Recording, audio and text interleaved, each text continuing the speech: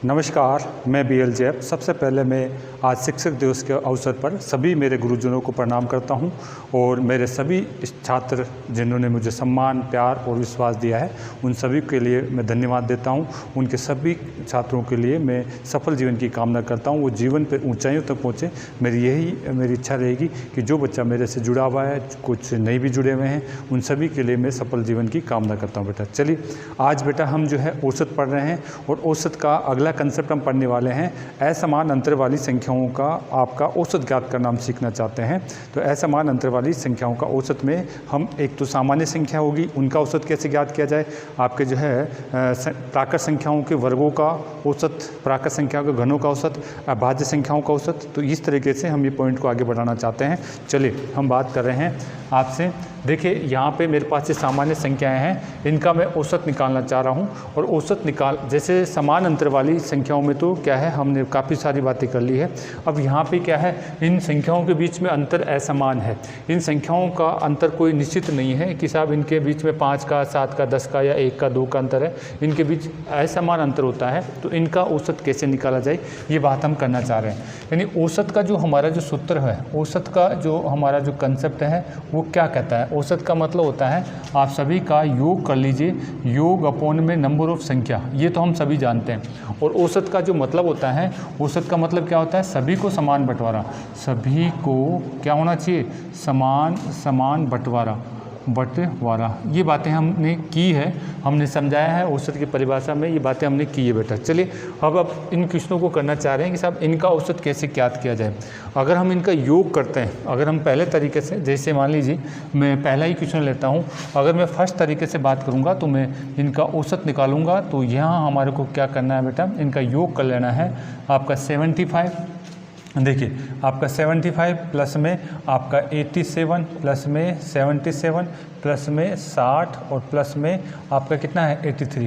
तो इनका योग करके कितनी संख्या है, 1 2 3 4 5 का मैं भाग दूंगा तो मेरे पास क्या प्राप्त हो जाएगा, औसत मुझे प्राप्त हो जाएगा बेटा। ठीक है, लेकिन हमें इतना कैलकुलेशन नहीं करना है। ये तो फिर भी छोटी संख्या है तो हम जोड़ सकते हैं, लेकिन आगे जो है हमारे पास बड़ी बड़ी संख्याएं दे सकता है, उनको जोड़ने में हमारे को क्या होगी, दिक्कत होगी बेटा। ऐसी कंडीशन में हम क्या करते हैं, इसका दूसरा तरीका सोचते हैं कि साहब इसको मैं कैसे कर सकता हूँ। ठीक है, तो इसको दूसरा तरीका सोचने के लिए मैं यहाँ पे आपको वापस लिखता हूँ। 75 आपका 87 और 77 और 60 और क्या है 83, ये मेरा क्वेश्चन है और इसका औसत मुझे ज्ञात करना है। जब भी आपको असमान संख्याएं आ जाए तो आप इस तरीके से बात कर सकते हैं। आप अपने इन संख्याओं के आसपास बीच में से, यानी लगभग बीच में से कोई भी आसान संख्या आप औसत मान लीजिए। हमने इसका औसत माना, औसत है क्या है, हमने माना कि इनका औसत क्या है 80 है। आप कुछ ही मान सकते हैं, 70 90 80 कुछ ही मान सकते हैं। मैंने देखा कि 80 के आसपास की संख्या है तो मैंने इसका औसत कितना मान लिया, 80 मान लिया मैंने। तो मैं अब इस 80 जो माना गया औसत है उसके साथ में प्रत्येक संख्या की तुलना करूंगा कि ये औसत जो माना है मैंने वो कितना कम है और कितना ज़्यादा है। तो देखिए मैं इस संख्या के साथ तुलना करता हूँ, इस 80 की इस संख्या के साथ तुलना करता हूँ। तो ये संख्या कम है क्या, कितनी कम है, -5। कमी के लिए मैं -5 लूँगा, यानी माइनस का चिन्ह लूँगा, यानी 80 से ये 5 कम है। ठीक है, और मैं इससे इसकी तुलना करूँगा तो ये ज़्यादा है, कितनी ज़्यादा है, 7 ज़्यादा है। ठीक है, इसकी तुलना में इससे करूँगा तो ये कम है, -3 कम है। इसकी तुलना में इससे करूँगा तो ये कम है, माइनस के कितने 20 लिखूँगा यहाँ पे, -20 ये कम है। इसकी तुलना में इससे करता हूँ तो ये अधिक है, कितना अधिक है, ये आपका +3 ज़्यादा है। यानी जो औसत मैंने माना है उसको मैं प्रत्येक संख्या के साथ तुलना करूँगा और जो कमी और वृद्धि है उसको मैं इस तरीके से लिखूँगा बेटा। ठीक है, अब मुझे क्या करना है, जो चीज़ अगर आपस में ये जो देखिए ये आपका जो प्लस का है, ये माइनस का, ये तो कंप्लीट हो गए। ठीक है, अब आप माइनस को कैलकुलेट कर लीजिए और प्लस को आप कैलकुलेट कर लेंगे। माइनस के 5 और माइनस के 20, ये टोटल 25 हो गए माइनस के, और माइनस के 25 में से अगर 7 चला जाता है तो मेरे पास 18 बचता है, और वो भी किसका बचता है, माइनस का बचता है। यानी मेरे पास जो कैलकुलेशन बचा है वो माइनस का 18 बचा है। तो यहाँ पे मैं क्या करूँगा, यहाँ पे जो बचा हुआ है 18 बचा हुआ है, इसको मुझे बांटना है। किस किस में बांटना है आपका 1 2 3 4 5 संख्याओं के अंदर इसको मुझे बांटना बेटा, ठीक है। माइनस का है, इसका मतलब प्रत्येक मेरा जो माना गया औसत में है वो इतनी संख्या मुझे कम करनी है प्रत्येक में से। तो मैं इसको कम कर सकता हूँ। अगर मैं इसको 5 दिया तो 15 और 5 के 18 पॉइंट लगा करके ये हमारे पास ये मान आ चुका है बेटा। अब मुझे क्या करना है, ये माइनस करना है इसमें से। अगर मैं इसको माइनस करता हूँ, अगर मैं इसमें से माइनस करता हूँ तो मेरे पास कितना आ जाएगा, मेरे पास बेटा यहाँ पे आ जाएगा 70 आपका जो 76.4 आ जाएगा। अगर मैं इसको माइनस करता हूँ तो, अगर मैं इसको माइनस करता हूँ तो 76.4 मेरा औसत आ जाएगा। इस क्वेश्चन को इस तरीके से सोल्व करेंगे, न कि योग करके आप इसको सोल्व करें बेटा, ठीक है, न कि योग करके आप इसको सोल्व करें। तो ऐसे क्वेश्चनों को आप इस तरीके से सोल्व कर सकते हैं बेटा। चलिए और बात कर लेते हैं, यहाँ से आगे हम बात करें तो देखिए अगला है, हम बात करना चाहेंगे क्वेश्चन नंबर 2। क्वेश्चन नंबर 2 को हम सोल्व करना चाह रहे हैं। अब ये आंकड़े बड़े बड़े हैं, लेकिन हम इनको सोल्व करना चाहते हैं कि साहब आसानी से कैसे सोल्व किया जा सकता है। तो ऐसे क्वेश्चन को आसानी से सोल्व करने के लिए हम इस तरीके से औसत मानेंगे, और जो औसत से कम और अधिक संख्या होगी उसका अंतिम जो है सॉल्यूशन हम देखेंगे बेटा, ठीक है। तो देख लीजिए, इस क्वेश्चन की बात करता हूँ मैं, क्वेश्चन नंबर आपका सेकंड में मैं बात करता हूँ, सेकंड की मैं बात कर लेता हूँ साहब। इसका औसत हमने माना है, औसत हमने माना है, और माना कितना है आप देख लीजिए। इनके बीच में कोई आपस में कोई संख्या हो, आप ये 39 47 27 35 के लगभग है, तो मैं ऐसा कर लेता हूँ 40 मान लेता हूँ, 1940 इसका औसत मान लेता हूँ। 1940 ध्यान रखिएगा। औसत मानते समय आप ध्यान रखिए, यहाँ पे लास्ट में 0 मानोगे तो आपकी कैलकुलेशन थोड़ी आसान हो जाएगी। तो मैंने 0 माना है, आप 41 भी मान सकते हैं, 42 मान सकते हैं, 38 भी मान सकते हैं लास्ट में, लेकिन फिर कैलकुलेशन में घटाने में आपको दिक्कत होगी। तो यानी ऐसा औसत मानिए जहाँ पे लास्ट में 0 हो, ताकि आपकी कैलकुलेशन थोड़ी आसान हो जाए। तो यानी मैंने अगर इनका औसत 1940 मान लिया है, तो 1940 से ये कम है क्या, बिल्कुल। कितना कम है, ये माइनस का 1 कम है। 1940 मैंने इससे तुलना करूँगा, इससे तुलना कर रहा हूँ, जो माना है मैंने उससे क्या ये अधिक है, कितना ज़्यादा है, प्लस का 7 ज़्यादा है। 1940 से ये 27 क्या है, कम है। कितना कम है, माइनस के 13 कम है, माइनस के 13 कम है। और 1940 से आपका ये 35 कम है, कितना कम है, माइनस के 5 कम है, माइनस के 5 कम है। तो इस तरीके से मैंने देखा कि ये जो कमी वृद्धि मुझे दिख रही है, कमी वृद्धि दिख रही है, तो यहाँ पे हम देख सकते हैं कि अगर ये माइनस का ये अगर करते हैं तो ये माइनस के 14 हो जाएंगे, और माइनस के 14 में से अगर भी काटता हूँ तो माइनस का मेरे पास 7 ही बचेगा, और माइनस के 7 और माइनस के आपके 5, अगर इन दोनों को जोड़ देते हैं आप, तो आपके पास माइनस के कितने बचेंगे, माइनस के आपके पास 12 हो जाएंगे। माइनस के कितने हो जाएंगे आपके पास, 12। ये कॉल किसका हाल है बेटा, चलिए बाद में बात करते हैं। 5 दूना तो ये हो जाएगा, 10 हो जाएगा, और 5 चौक 20, यानी ये मुझे घटा देना है 1940 में से आपका 2.4 आपको घटा देना है, ठीक है। 2.4 घटा देते हैं तो 1900 आपका 37.6 आंसर आपको आना चाहिए। ये इसका औसत कहलाएगा, ये इसका क्या कहलाएगा, औसत कहलाएगा। तो ये इस तरीके से आप औसत निकालेंगे। तो देखिए अगला है एक और क्वेश्चन जो हम इसमें सोल्व कर लेते हैं। क्वेश्चन नंबर हमारा कौन सा है, थर्ड वाला क्वेश्चन क्या कहता है। थर्ड क्वेश्चन में भी हमारे को आंकड़े थोड़े से बड़े दिए हुए हैं, और हमें क्या पूछा जा रहा है, औसत पूछा जा रहा है। तो हम इसको कैसे करेंगे, हम इसकी मान लेते हैं कि साहब इसका औसत क्या है। इसका औसत अगर मैं मान लेता हूँ थर्ड के अंदर, तो यानी इसका माना कि उसका औसत जो हम मान रहे हैं, आप देखिए जिनमें लगभग बीच की कोई संख्या मान लीजिए, यानी इनका 79 83 95, तो यानी 80 मान लूँ क्या, तो यानी मैं मान लेता हूँ 56 80 इसका औसत मैंने माना है। ये है नहीं है, लेकिन इसका क्या है, मैंने मान लिया है। तो अब इससे मैं तुलना करूँ, अगर मैं इसकी तुलना करता हूँ तो 80 से कितना कम है, ये 80 से टोटली 11 कम है, माइनस का 11 यहाँ लिखूँगा। 80 से मैं इसकी तुलना करता हूँ तो ये अधिक है, कितना अधिक है, ये आपका 15 अधिक है। ये कितना है, 15 अधिक है। 80 से मैं इसकी तुलना करता हूँ अगली संख्या की, तो ये कितना ज़्यादा है, ये प्लस का 3 ज़्यादा है। 80 से मैं इसकी तुलना करता हूँ तो ये क्या है, ये माइनस का 1 कम है, माइनस का 1 कम है।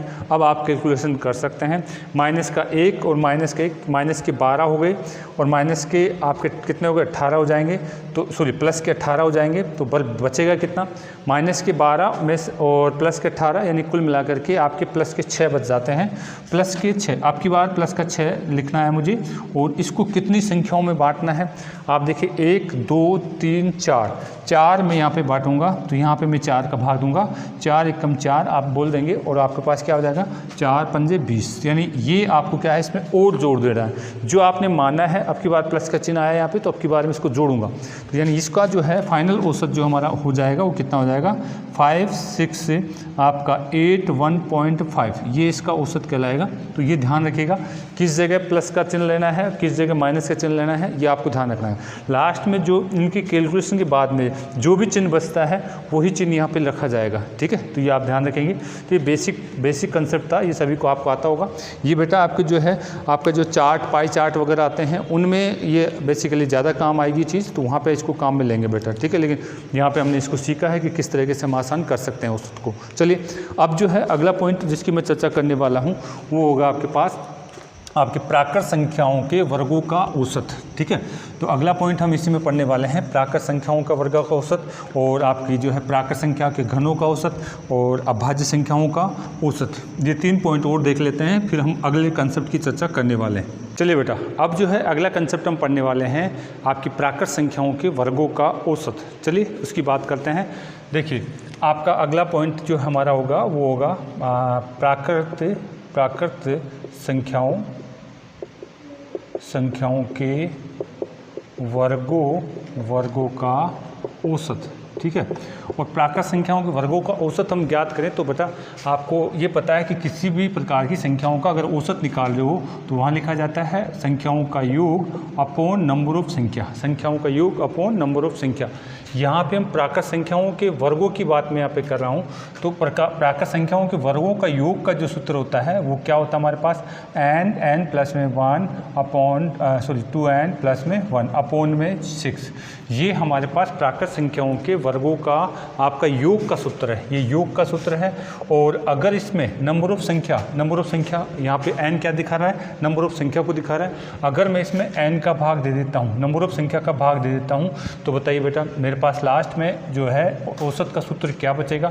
औसत का जो सूत्र मेरे पास बचेगा तो मैं यहाँ पे लिख देता हूँ कि साहब हमारे पास प्राकृत संख्याओं के वर्गों का औसत जो बचेगा आपका बचेगा n प्लस में 1 अपॉन में यहाँ पे गुणा 2n प्लस में 1 अपॉन में 6।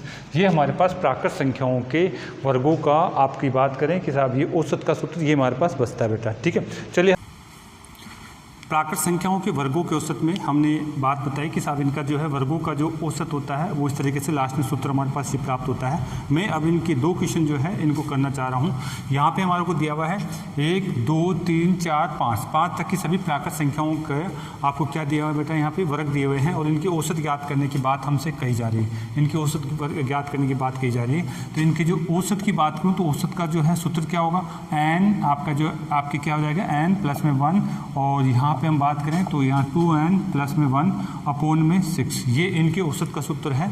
यहाँ पे n क्या चीज़ है, n आपकी अंतिम प्राकृत संख्या कहलाएगी। यहाँ पे अंतिम प्राकृत संख्या कौन सी है 5 है।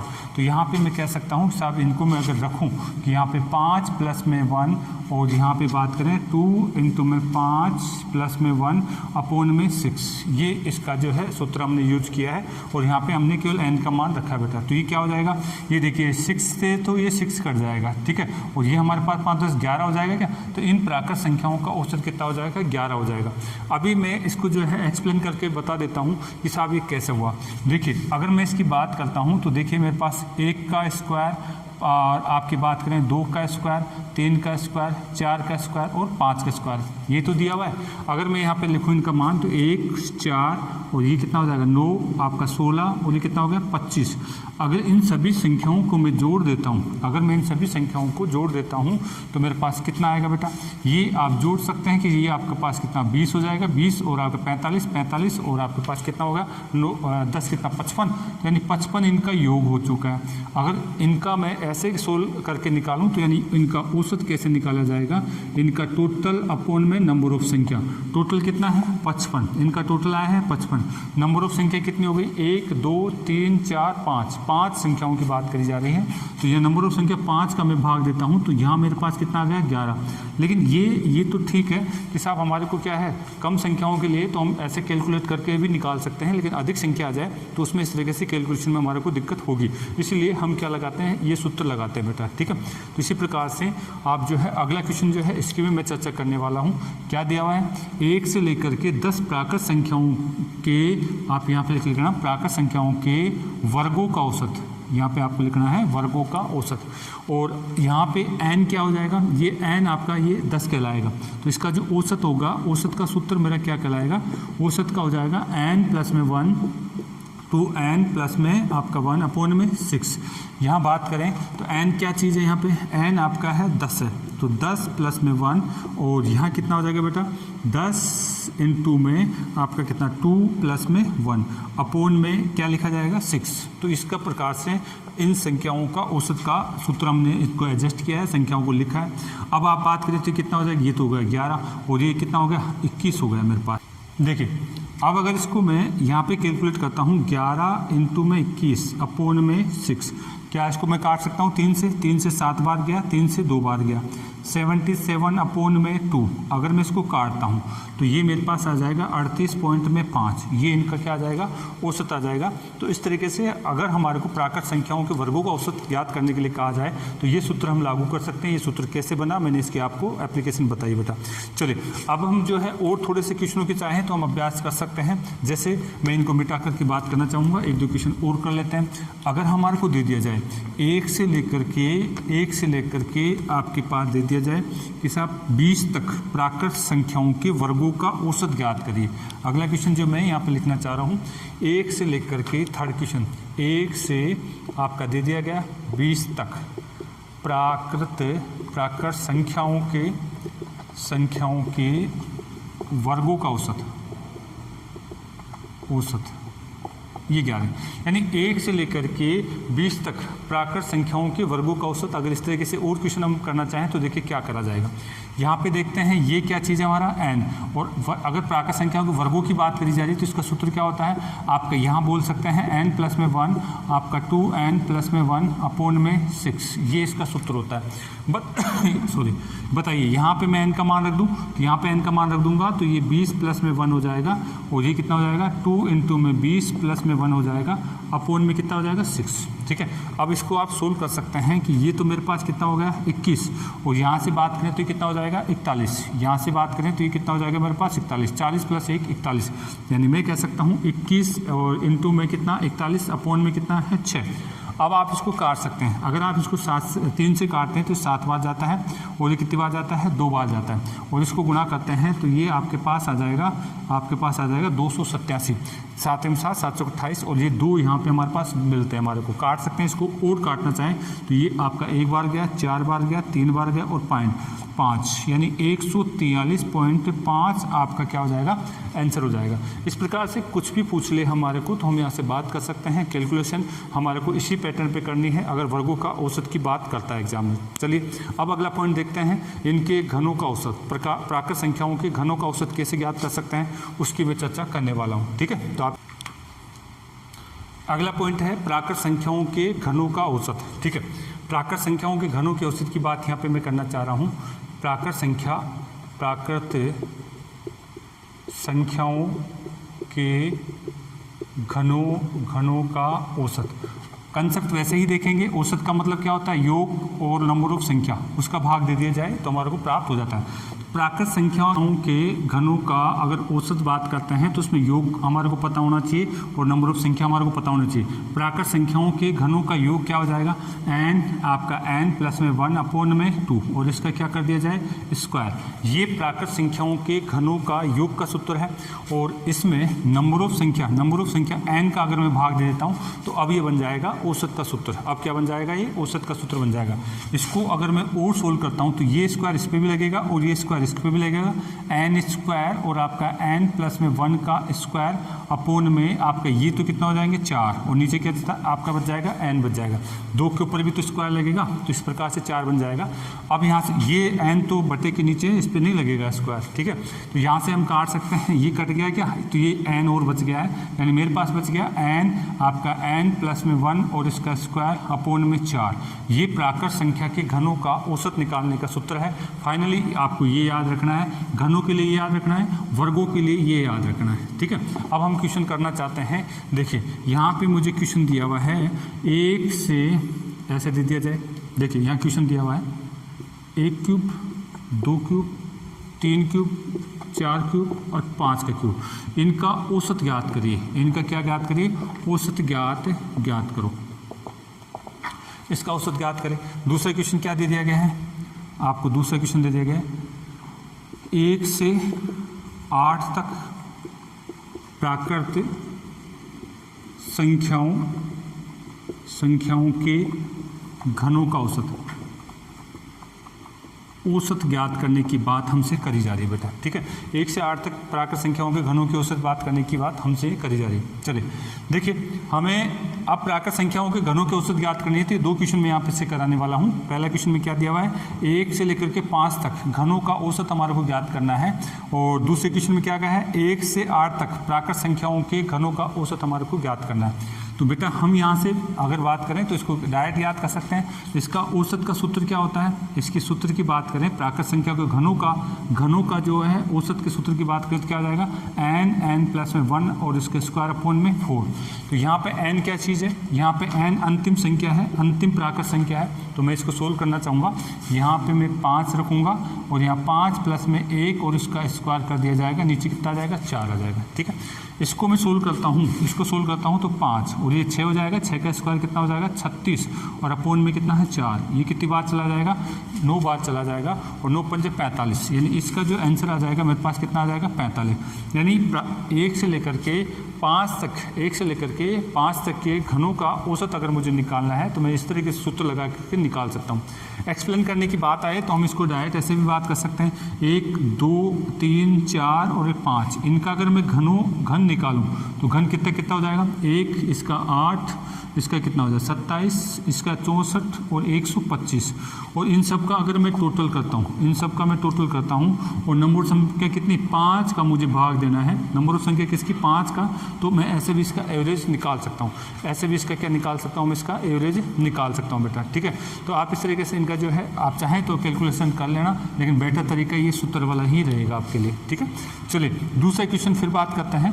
दूसरे क्वेश्चन में क्या कहा गया है? 1 से लेकर के 8 तक के प्राकृत संख्याओं के घनों का औसत की बात करी गई है।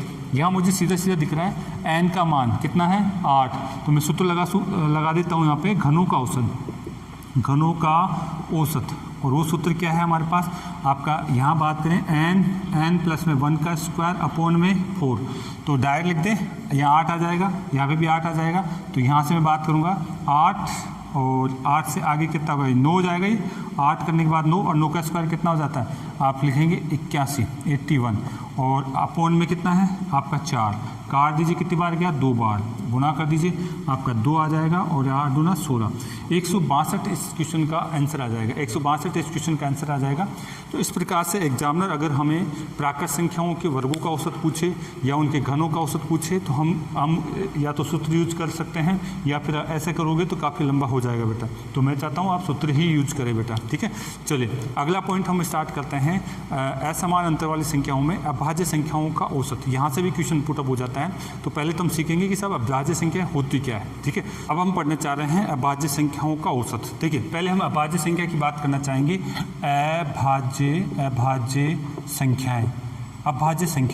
अभाज्य संख्याएं क्या चीज़ है? ऐसी संख्याएं जिसमें एक व स्वयं का भाग जाए। ऐसी संख्याएं जिसमें केवल एक व स्वयं का भाग जाए, अर्थात जिसका एक के अलावा कोई गुणनखंड नहीं होता है, वो अभाज्य संख्या होती है। जिसमें किसी भी संख्या का भाग नहीं जाता एक के अलावा और स्वयं के अलावा, वो अभाज्य संख्या होती है।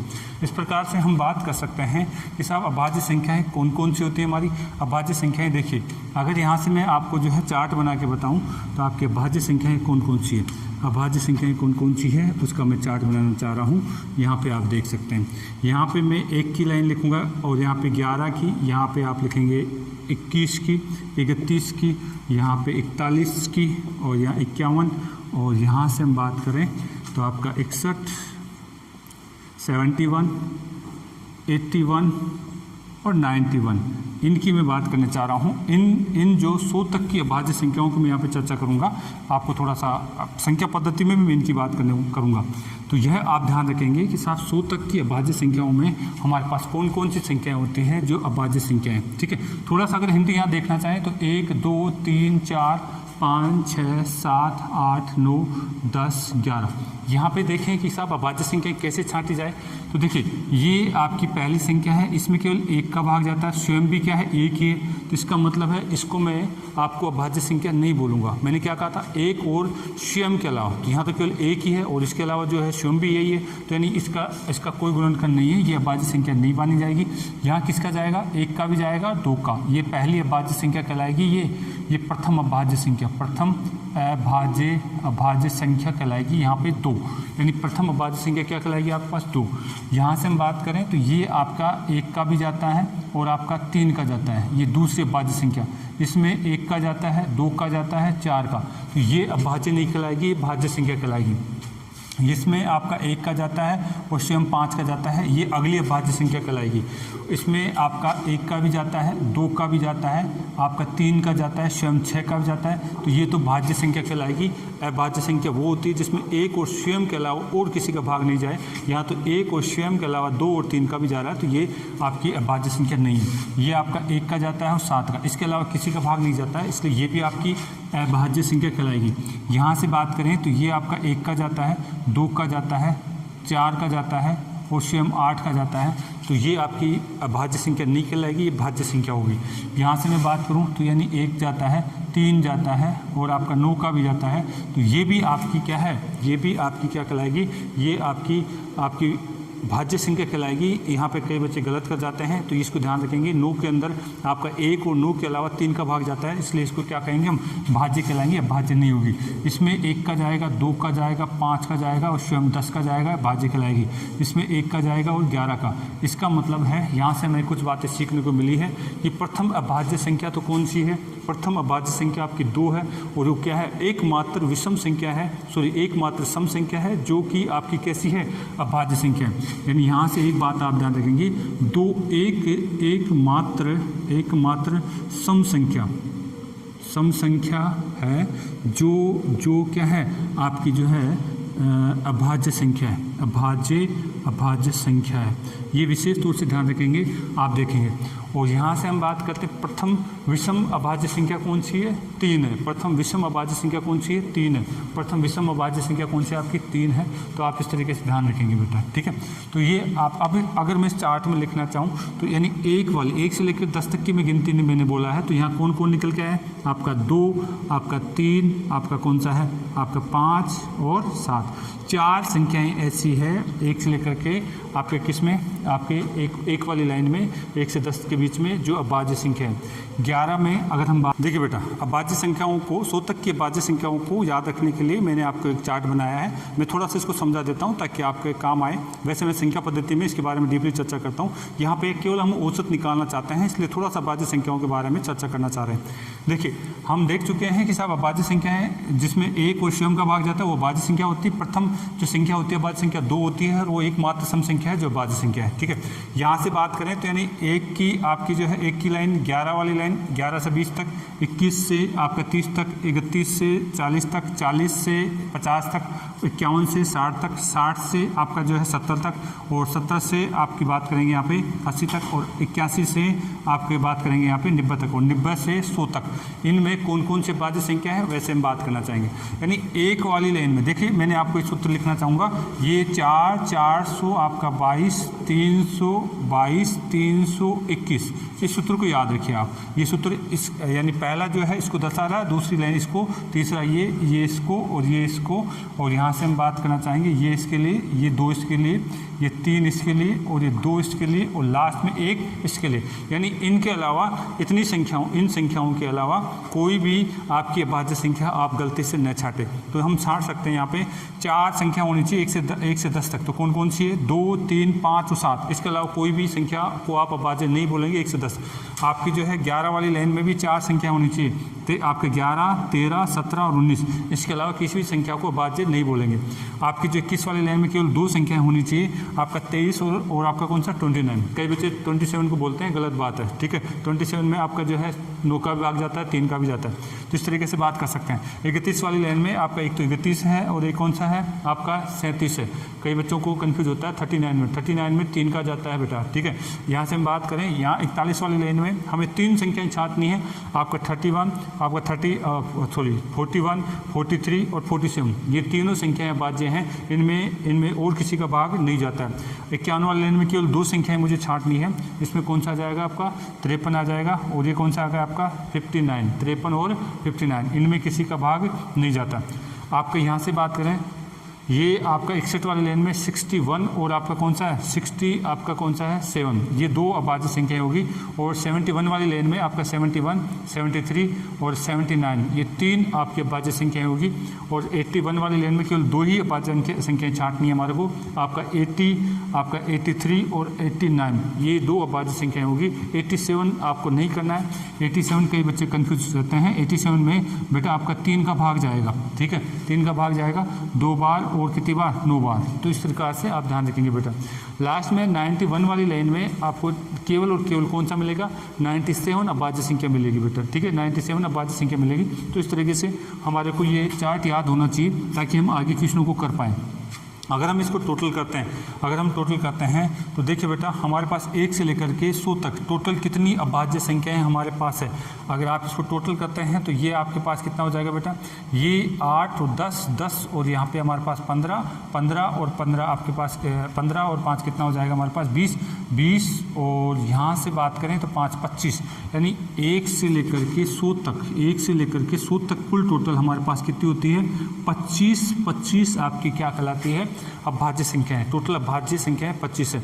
अब एग्जामिनर क्वेश्चन कैसे पूछेगा मैं उसकी चर्चा करने वाला हूँ। आपको अगर बोल दे कि प्रथम 10, प्रथम 5, प्रथम 4, यानी प्रथम 4 अभाज्य संख्या की बात करें तो ये हमारे पास अभाज्य संख्या होगी, कौन सी होगी 2, 3, 5 और आपका कौन सा है 7। अगर यहाँ से बात कर ली जाए कि प्रथम 8 तो प्रथम 8 में ये आ जाएगी। प्रथम अगर आपसे बात कर ली जाए प्रथम आपके पास 10 तो प्रथम 10 में ये पूरी यहाँ तक आ जाएगी, ठीक है। तो इस तरीके से बात कर सकता है एग्जामिनर, तो ये आप ध्यान रखेंगे बेटा। चलिए आगे बात करते हैं। यहाँ से आप यहाँ से बात करना चाहेंगे कि साहब अगला पॉइंट हमारे पास क्या है। अब मैं क्वेश्चनों की चर्चा करता हूँ कि इसमें क्वेश्चन कैसे पूछा जाता है, ठीक है। चलिए आपने उतार लिया होगा, इसको जो है देखना, बार बार देखना, इसको कोशिश करना इसको समझने की। अभाज्य संख्याओं के बारे में बहुत सारे क्वेश्चन बन जाते हैं। हम जो है ये पहला क्वेश्चन जो है इसको सोल्व करते हैं। 1 से लेकर के 6 तक की अभाज्य संख्याओं की बात हम करते हैं।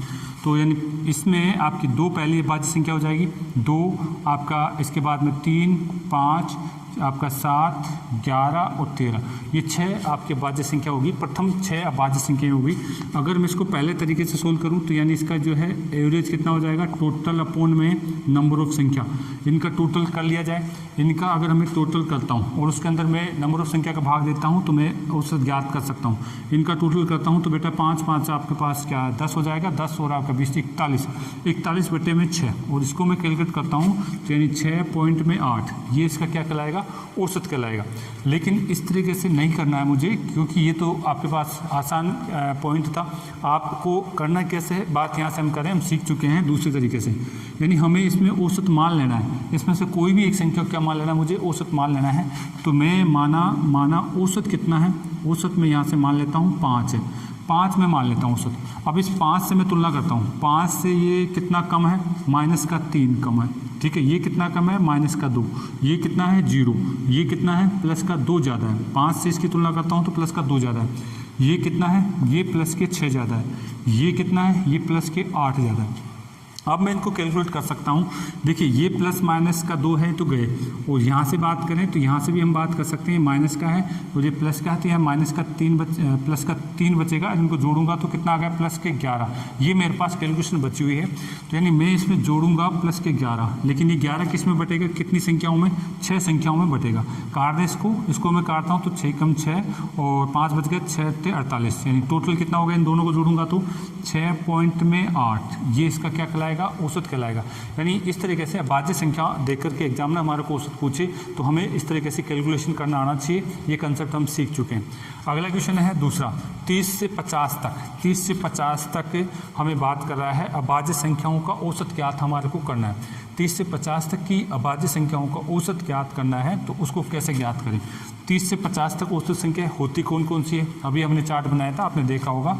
देखिए 30 से 50 तक की बात करता हूँ तो यहाँ पे 31, 37, 41, 43 और आपका 47, ये हमारे पास जो है अभाज्य संख्याएं मिलती है। 30 से 50 तक हमारे पास कुल 5 अभाज्य संख्याएं मिलती है और इसका औसत मुझे ज्ञात करना है।